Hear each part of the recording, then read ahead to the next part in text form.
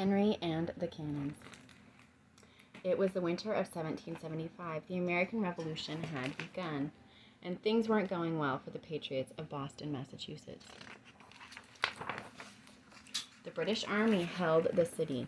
They thumbed their noses at the surrounding hills where General George Washington and the soldiers stared down at them. The British and Washington both knew the modest American army had scant chance against the world's best soldiers. Washington ached for cannons. With them, he could rain cannonballs on the British soldiers' heads and drive them from Boston. But Washington had none. At Fort Ticonderoga, New York, there was many cannons. In May, Colonel Benedict Arnold had snatched the big guns as well as the fort from the British.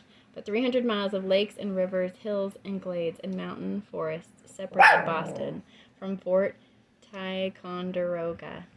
Dragging the cannons the whole hard way in the winter was impossible, wasn't it? Henry Knox said he could do it. Knox was a Boston bookseller who taught himself soldiering from some of the very books he sold. In spite of a plump shape that suggested a man who preferred a good meal to a good fight, he was an eager patriot who was sure he could bring the cannons to Boston. General Washington believed Henry and ordered him to Fort Ticonderoga. Covering 40 miles a day for a week of hard riding on horseback, he was rain-soaked, wind-blown, and frozen. The trip was nothing like selling books. It would be the easiest part of his adventure. At the fort, Henry set about choosing the best cannons. Some big, some small. 120,000 pounds of cannon. 59 in all. He gathered men to help him on the journey back to Boston. First, they heaved the cannons to the nearby Lake George, where Henry had arranged for 3 boats to sail part of the way home. Henry and his band set sail over icy waters. Along the way, one boat snagged a rock. With ropes, water-soaked and slick, the crew manhandled it free. That night, Henry and his tired men found shelter with Native Americans. Henry declared their food refreshing. The next day, a wind sprang up very fresh and directly against the boats. They had to be rowed hard for hours. Muscles and breath burned. Wind-driven waves washed over the boats, sinking one, wet and cold. Henry's troop refloated it.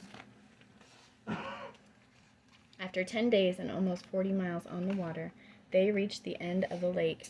Henry loaded the cannons onto 42 sleds provided by local patriots. Oxen and horses started hauling them over snowy roads, but the weather warmed and the snow disappeared. The sleds sank in the mud and stuck. Certain the snow would return, Henry decided to scout the route ahead. He was alone and off the beaten path when a heavy snowstorm blew in. Snow filled the air and piled high on the ground, and his horse refused to go farther in the wintry gloom and the deepening drifts. Henry trudged for miles before reaching safety. "I had almost perished with the cold," he said.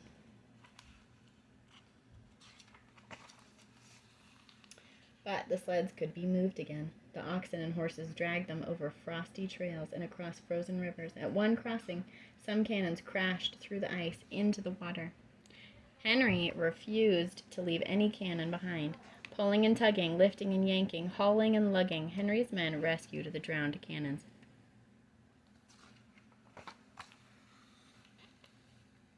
The caravan had been struggling for about a month. They reached the Berkshire Mountains of Massachusetts, and the road nearly disappeared. With shouts and cracking of whips, Henry and his band urged the straining oxen and horses forward. In Boston, Washington watched British soldiers in their bright red uniforms marching Boston's streets, eating Boston's food, and sleeping in Boston's beds.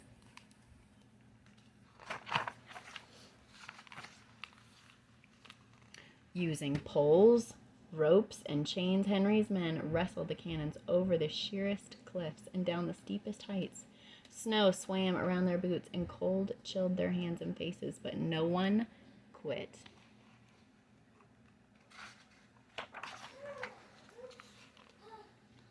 On and on, Henry and his men trudged. Eventually, dizzying heights became steep slopes, then gentle hills, then a regular road, and towns appeared again. Many of the townspeople had never seen a cannon. In Westfield, Massachusetts, Henry fired a big gun and thrilled everyone. Finally, about 50 days after leaving Fort Ticonderoga, Henry reached General Washington outside Boston. Not a single cannon had been lost. Nearly 3 months later, 2,000 Americans scrambled up the hills overlooking Boston in the dark night. With 300 ox carts and wagons, they hauled wood and barrels to make a fortress for Knox's cannons. They finished by dawn, the daylight revealing a nasty surprise for the British. Seeing the big guns pointing down at them, the 9,000 British soldiers fled the city by boat, and they left behind 250 of their own cannons. The Americans won back their city in a great victory. It was March 17th, 1776, and George Washington led a joyful parade into Boston. Beside him was Henry.